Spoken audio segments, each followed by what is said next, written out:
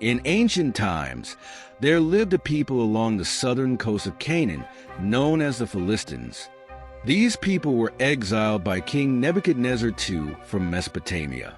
The Philistines are often remembered for their conflicts with the Israelites, particularly due to their worship of pagan gods. One of the most well-known deities of the Philistines was Baal, a god associated with fertility and storms.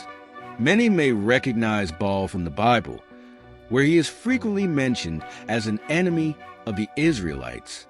This was especially the case when Queen Jezebel introduced Baal worship to the northern kingdom of Israel after her marriage to King Ahab. Baal and the challenge on Mount Carmel. The worship of Baal was a major point of contention between the Israelites and the pagans. The prophet Elijah famously challenged the prophets of Baal on Mount Carmel to prove whose God was true. The challenge involved lighting a sacrificial fire, and while the prophets of Baal called upon their God to no avail, Elijah's faith in the Lord caused a miraculous fire to consume his sacrifice.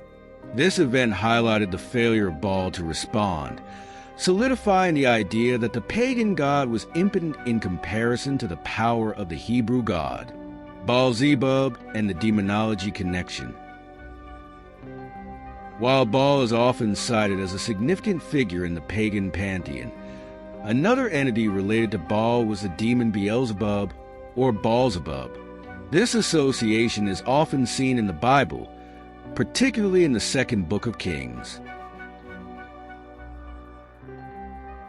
Here, King Ahaziah of Israel, after suffering a grave injury, sent messengers to consult Beelzebub, the god of Ekron, to determine whether he would recover. This action was seen as a great offense to the God of Israel, who had performed many miracles for the Israelites. Elijah intercepted the messengers and delivered a message of condemnation, proclaiming that because Ahaziah had sought the counsel of a pagan deity rather than the Hebrew God, he would not recover and would die in his bed. The Lord of the Flies. The name Beelzebub has become synonymous with evil, often equated with the devil or Satan. Many Jewish scholars have connected Beelzebub to the title Lord of the Flies, a term that is sometimes seen as an insult. The name is believed to reflect the idea that the followers of Beelzebub, like flies, gather around filth and decay. This imagery ties into the demon's association with gluttony, sin, and destruction. Beelzebub in the New Testament. The figure of Beelzebub appears again in the New Testament. In the Gospel of Matthew, Jesus is confronted by the Pharisees, who accuse him of casting out demons by the power of Beelzebub, the prince of demons. The Pharisees, skeptical of Jesus' miracles, believed that he could not possibly be working through divine power. Instead, they claimed that Jesus must be in league with Beelzebub to cast out demons. Jesus, aware of their accusations, responded by pointing out the absurdity of their logic. If Beelzebub were truly the one empowering Jesus to expel demons, it would mean that Beelzebub was working against his own kingdom. Jesus, therefore, defended himself by stating that he cast out demons through the Spirit of God, which was a sign that the kingdom of God had come upon them. Beelzebub and the Testament of Solomon. Beelzebub's influence extends beyond the Bible, appearing in various post-biblical writings, including the Testament of Solomon. While not considered part of the biblical canon, this text offers a fascinating look into the lore surrounding Beelzebub. According to the Testament of Solomon, King Solomon, aided by the Archangel Michael, was given the power to control demons through a signet ring. Solomon used this power to summon and command various demons, including Beelzebub. When Solomon summoned Beelzebub, the demon revealed himself as the prince of all demons, who controlled legions of unclean spirits. Beelzebub explained that he could manifest as any demon and that he held dominion over the other demons in the underworld.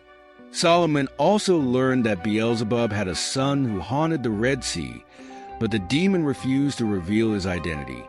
The gluttony and envy of Beelzebub. In the Testament of Solomon, Beelzebub's role as the instigator of various sins is evident. He confesses that his primary goal is to lead men into destruction by inciting wicked desires, envy, and heresies. Beelzebub is described as working tirelessly to lead people astray, promoting sin and moral corruption. His actions align with the sins of gluttony and envy, as he seeks to cause endless chaos and suffering.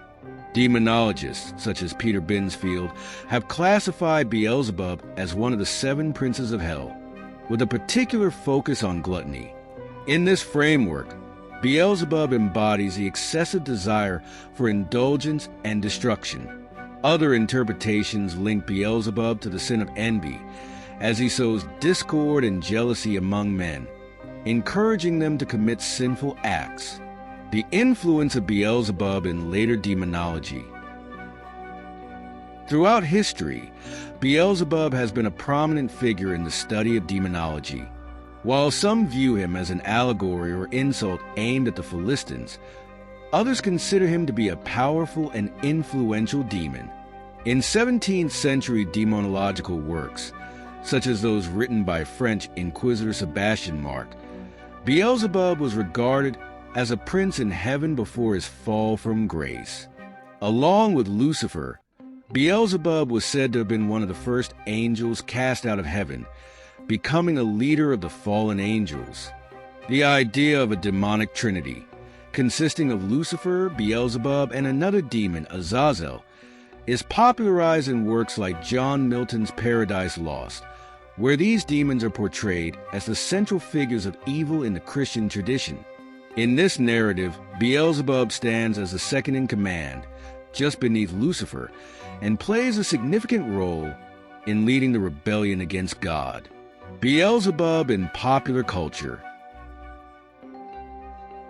The influence of Beelzebub has continued well beyond religious texts, inspiring writers, poets, and artists.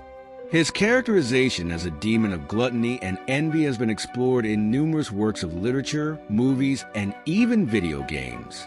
Beelzebub's role as the Lord of the Flies has led to his association with chaos, destruction, and decay, often making him a central figure in stories about moral corruption and the battle between good and evil. The figure of Beelzebub has evolved over time, becoming a symbol of the dangers of unchecked indulgence, power, and pride. Whether as a literal demon or a metaphor for the darker aspects of human nature, Beelzebub's legacy endures in the realm of demonology and popular culture alike. If you found this video enjoyable, please consider liking and sharing it. Additionally, subscribing to this channel will ensure that you receive more updates in the future. Thank you.